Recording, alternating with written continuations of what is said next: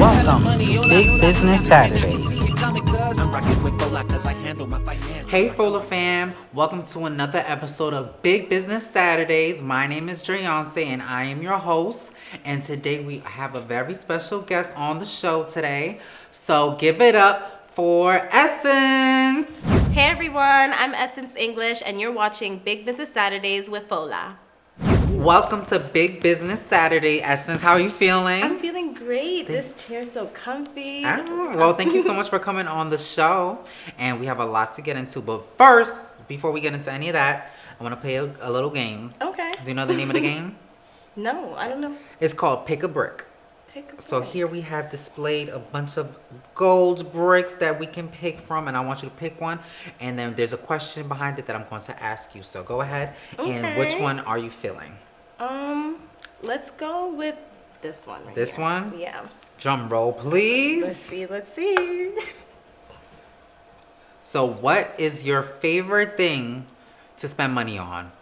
My favorite thing to spend money on would definitely be food. I Food? Love food. I'm Food. spending whatever it is. Which flavor of food? Which flavor? Of food. Of food. Which Is- country?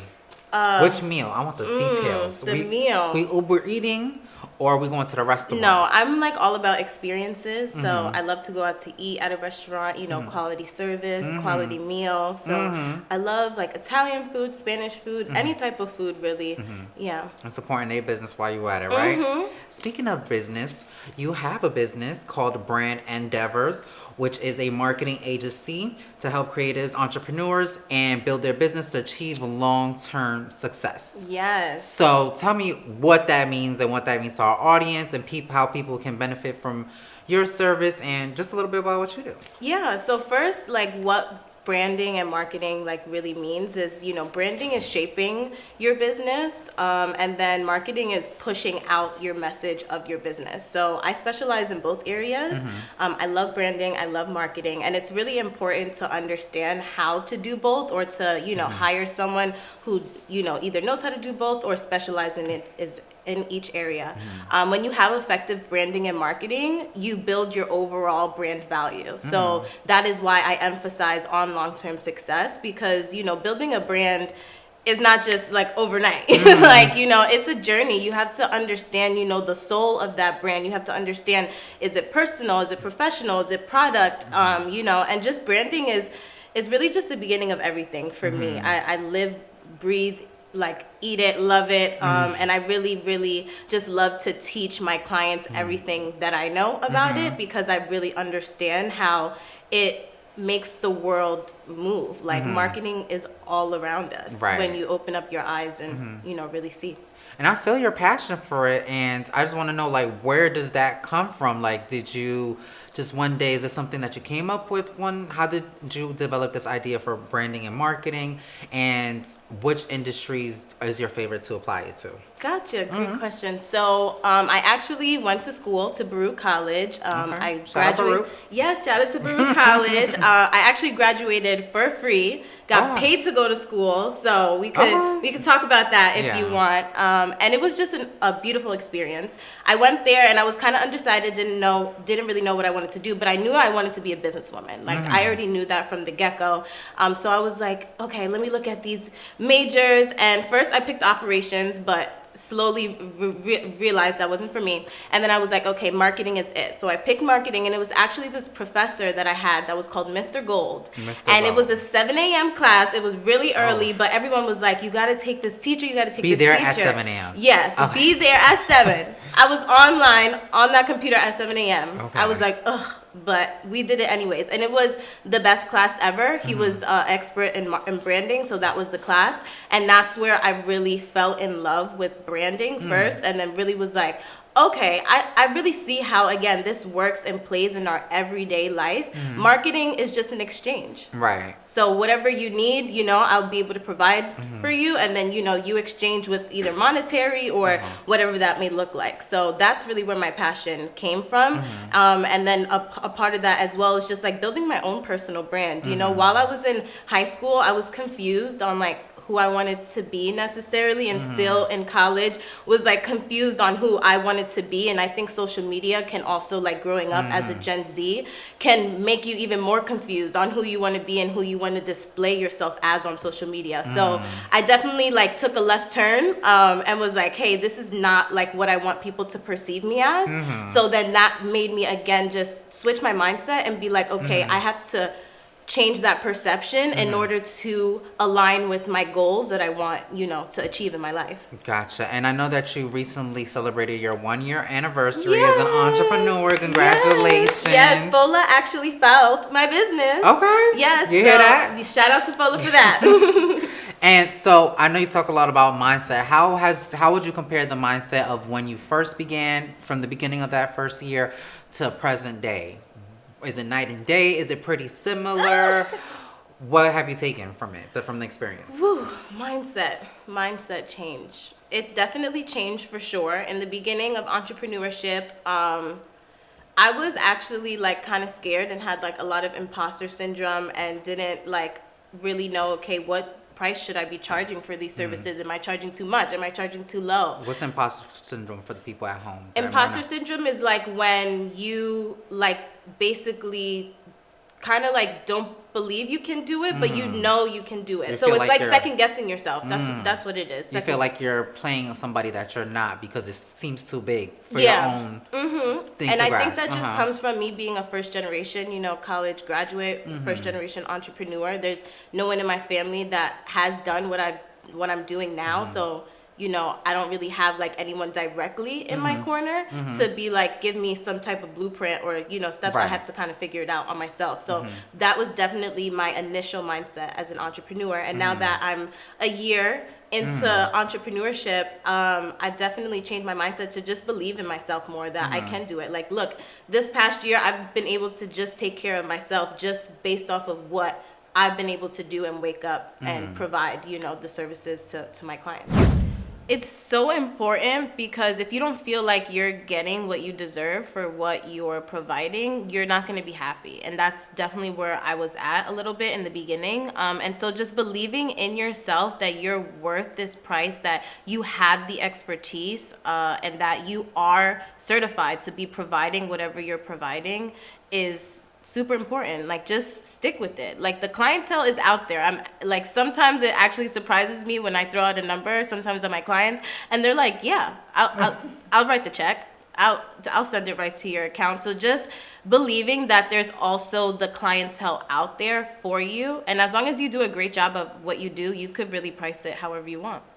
And what kind of power does that give you as a woman entrepreneur who just completed her first year? She's Latina, she's Black, she's a woman, she's Essence, she's entrepreneur. What does that feel like for you, standing in your own power and looking back and seeing what you've accomplished so far and looking at the journey coming up in the future? It feels so good. Like, it gives me chills. It makes me like also just thank God, like, as well for, even believing in me that, and giving me this blessing that I can do that. And then it also just makes me really appreciative of my mother, because my mother definitely from always a little girl was like, you need to make sure you go to school. You need to make sure that you show up early, like you present yourself in a great way, you make good connections, and that most importantly, you're independent. So you can never, ever need to depend on anyone, especially a man. So it makes me feel so good that I'm able to financially take care of myself on a daily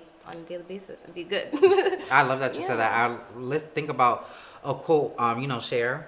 Yes, the singer, I do. You know I what love quote her. I'm talking about? Where No. she tells a story about her mother saying, "When are you gonna marry a rich man?" She says, "Mom, I am a rich man." Period. And that's kind of what you said about Period. not having to rely on nobody and just creating that independence in your own way. Yes, and while we're on that, for the people that will be watching this, especially women, especially females that are my age, like, I think again on social media there's like this soft girl life, and there's this like era. Oh, my man needs to buy me everything and he needs to do this and pay for my bills and all of that, and it's just not something personally that like I align with, and that I just like to show other women that that's also not a route if you don't want to take that route. Like, if you want to just depend on yourself, you sure as hell can't. You just have to go out there and believe in yourself and do it. So you're creating a new aesthetic for the gram.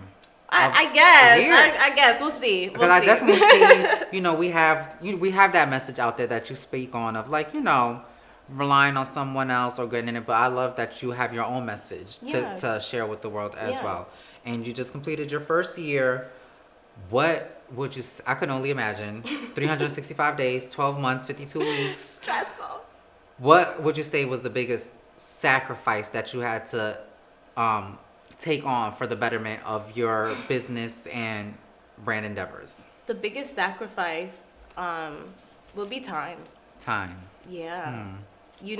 There's a lot of outside forces, that could be like, hey, come out, come and grab a drink. Or, even just spending time with family, spending time with my partners. Like, my partner has communicated to me, like, I feel like you're always giving your time, to work. And it is because I am, and because I'm building something that it needs my time right now, so until you're able to like be financially sustainable to be able to like walk away from your business slowly, then you get up to that point. But I'm not there yet. I'll get there one day, but definitely it's for a short time. Like you have to sacrifice time. Right. So Essence is probably, if I'm guessing, it's a Saturday night, it's 8:00. She's not out at the bars. No, not all the time. Sometimes you have to have a healthy balance. Right. Definitely go out, give your, like, decompress, get away from the computer. Like, I definitely preach that as well. But I'm building a business right now. Like, I don't got time to be outside, like, just... What is it for? That's the thing. Like, are we sitting there and like having a proactive conversation? Like what is it for? And as long as it's for good reasons, then I'm willing to do it. But if it's just a distraction, then no. So it doesn't sound like it's hard for you to turn away and just put yourself into your work. What would you say has been the most rewarding experience or outcome over the past year on your first year of entrepreneurship? The most rewarding experience is hearing my clients say that they love it. Like, they love the work? Yeah, that they love it. Like, I'll send a design, they'll be like, I love it. I'll send them the mission statement, oh my God, I love it. Like, or not even just saying I love it, but thank you for teaching me like this. Thank you for just taking out your time even to go beyond. Like, I go beyond for my clients. Like, beyond what's written down. Like, I'm there for you emotionally, like I definitely just, that's where my reward is my clients. Gotcha. And as far as your clients go, when you have female clients and women, how important is it for them to brand themselves correctly, would you say, compared to men? It's important for everyone to brand themselves, no matter what identity, for sure, that you identify with. But specifically for women, it's definitely important to just understand like who you are, and again what you're putting out there on social media. Because I think again a lot of women, like, I see it. I think we all see it. My little sister's 13 and she does it. Where every time on social media that she's lifted up, her shirt, or she's like, very conscious about how her face or hair looks, and it's just like, I dislike that social media has created that for women. So definitely women just understanding like who they are and being beautiful in their own skin, and then again showing that on social media or marketing themselves as that is super, super, super important, especially for the future generation. Yeah, I have a young sister. She's 13 too, and I see it. You always want to, of course, that's natural for kids, but you want to always make sure you're branding it out correctly, like you said. Yeah, like, let them be kids. Yeah, I agree. And have you faced any unique obstacles with just your given identity in your business, would you say, compared to anyone else? I wouldn't say necessarily in my business, but I would say just, choosing my career, my path, just, again, being perceived that I'm not able to do it just because I'm a minority, because there aren't that much minority business owners. There's definitely an increase of it, and I love that from my community. So it would just definitely be like people just not believing, in me. But again, who cares? As long as I believe in myself, that's, the only thing that matters. Did you always have that strength, or is that something that you felt like you developed more recently in in more recent times, would you say? I've always been confident, super confident. Like anything I put my hands on or my mind to, like I'm gonna try my best, to do it. I You was get an done. athlete growing up, so like competition is in my blood. Yeah. Yes, so I love a challenge, and I just love to challenge myself. And where do you see your brand going in the next couple of years? What does it look like, brand endeavors, and what type of clientele are you taking on? Gotcha. So for Brands Endeavor, I definitely see a team in the future because I can't do everything on my own, and I don't want to do everything on my own. I want Right. people who specialize in some areas maybe that I'm not too passionate about, or I don't specialize in that area to come in and help the business. But I really just see it being very impactful and like working with clients that are either at the very beginning stages of building their brand and they just don't know like which direction to go or what best practices to do to have a long-term success brand. And then one of my favorite clients to work with is just high profile clients that are humble though. That's Keyword. humble. Because it just also like sets the bar for, for me, like, hey, Yeah. I'm working with a client that was featured in Forbes, I'm working with a client that was featured here, like that makes me feel like good about myself, that they see value in me, that I'm able, to return to them. What would you say is the most crucial skill to impact your long-term success? Crucial skill to impact Your long-term success. your long-term success. A skill. Impact your Whether long-term that be success. the discipline that you have every day going forward, or whether that be your social skills, whatever that may be for you, that you feel like has been the most utilized throughout the past year of your first year of entrepreneurship. And I keep emphasizing it because I want the Fola fam to know that business entrepreneurs come in all types of stories, and you're on your first journey, you're making headlines and making big news. So what would you say was the most crucial skill? Yes, well, we all start somewhere. So we Right. all first-time entrepreneurs or first-year entrepreneurs. And to answer your question, it would just be communication. I think, like That's a good one. I've definitely been, complimented or praised on the way that I speak, and I think that has taken me a very long a long way. And my last name is English, so I better learn how to, know how to speak it the right way and use it to my advantage as much as I can. So definitely communication, I would say. Communication, gotcha. And as far as your overall legacy, when people think of brand endeavors, what is the legacy that you want to attach to that name? The legacy that I want to attach to that name is that brand is our slogan. Brand is everything. Everything is brand. Like, it begins with branding. You are the brand, and just like again, understanding your brand is going to take you a really, really long way. And the legacy, just making an impact. Like, I love to work with people who are purpose driven, over profit. I like to work with organizations that are doing things for the better of the world, for the better of the people. So I think as long as my company continues to do that, that is the legacy that I want to leave, is that like branding and business and marketing, it doesn't have to be about money, and it shouldn't be about money. It should be about purpose, passion, and like how can you give back to the world while, also, monetizing. Monetizing, that's a great word. Could you give me any advice as far as monetizing and our Fola fam in regards to how to maximize and just be the most efficient with your brand? What is, and I know you spoke on knowing yourself as well. How key is that in maximizing and monetizing? Yeah, great question.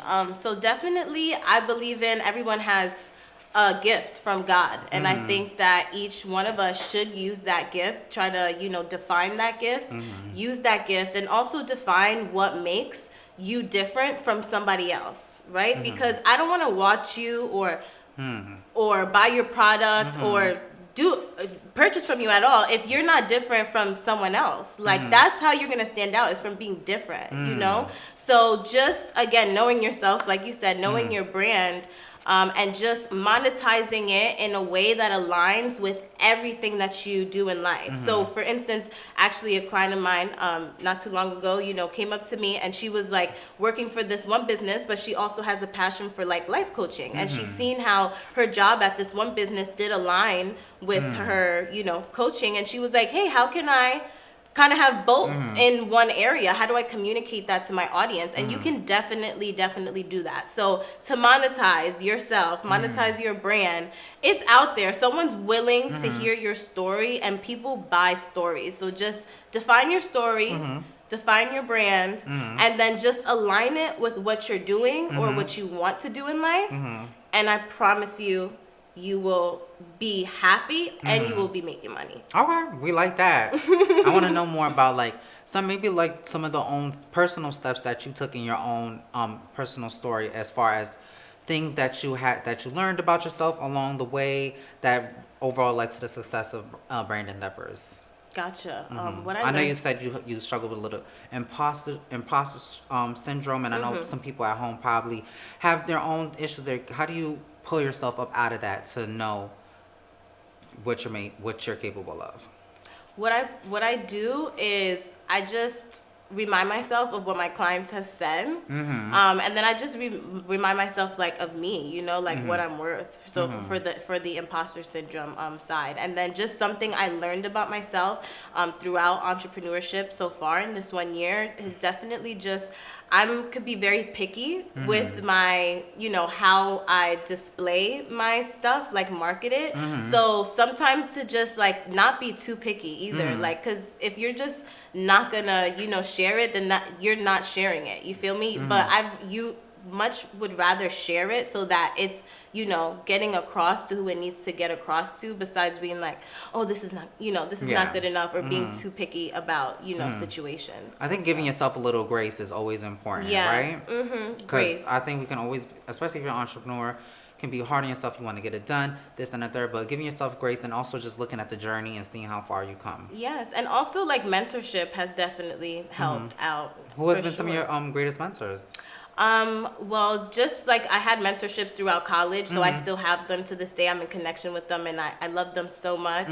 And they really do help me just remember like how valuable I am and how much I already have accomplished, and again, not to be so hard on myself. And then a recent mentor that I have acquired is my lovely client, Fola. Honestly, Really? Fola is a mentor to me. Yeah, Shania, the People CPA specifically, is a mentor. Like, we talk about business all the time, and like anything that I'm like unsure of, or like I just need to bounce an idea off of, and just be able to trust someone who's also like been through the process already, definitely, really adds a lot of value and helps me along the way. Yeah, Shay's great. I know Shay. She is. She's amazing. And trust is also a really big, I would say trust is a really key factor when it comes to sharing your ideas. Yes. And opening up, kind of your world to someone else. It is. How easy or hard is that for you to do? I know you say you have to really believe and trust in that person. How easy or hard is that for you to do? It's not hard for me to do, but I don't trust everybody. Like I have my partner, my mentors, and just the people that I know I could trust, and I just stick with that. Like I don't go around like, I think there's this saying like, I'm not in that phase of making new friends. Like that's really where I'm at. I'm not really making new friends. Like I'm not against it either, but if I just met you, like until you've proven to me that you're trustworthy, I don't trust you. I also think that it's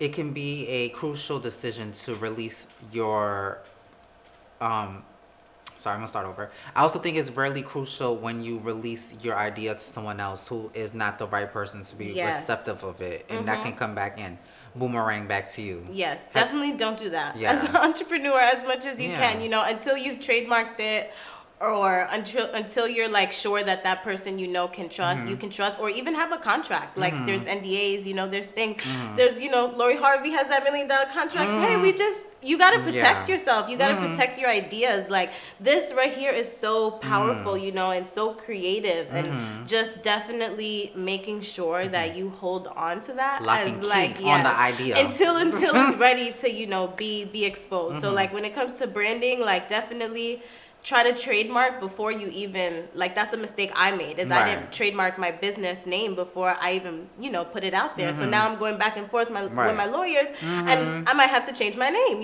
so that now impacts like the brand and the trustworthy from my audience and stuff like that. So definitely try to trademark once you're and ready. it can also work in reverse, like if you have a name somebody else wants to do like something that kind of sounds similar, it's already reserved for you.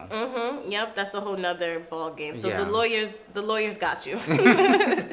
And so here at Fola, we do have 4 essential core words that we live by, and each one stands for a letter in the Fola word. And so that is financial freedom, opulence, legacy, and abundance. Which would you say resonates with you and your journey? And moving forward, of course, in your journey of entrepreneurship.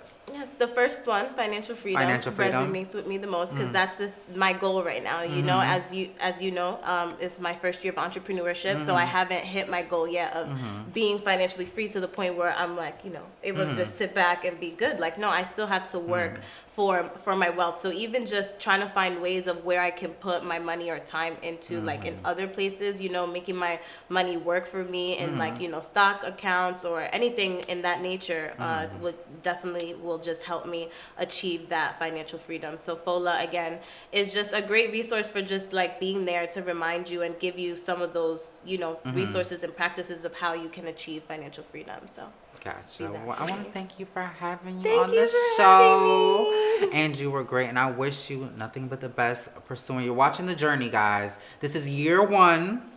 Catch her year 5, and it's gonna be a whole new bossed up level. Yes, a whole new. So and you are on a great journey, and I can't wait to see what else you do. And tell the people where we can find you at as well. Yes, so you can follow the business at Brands Endeavor on all socials, and you can follow me at Essence V English.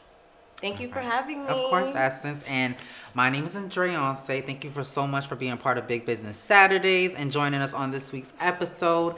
And I can't wait to see what more you do. Yay. Thank you. So until next time, guys, thank you for joining us and tuning into another episode of Big Business Saturdays. And we'll see you next time.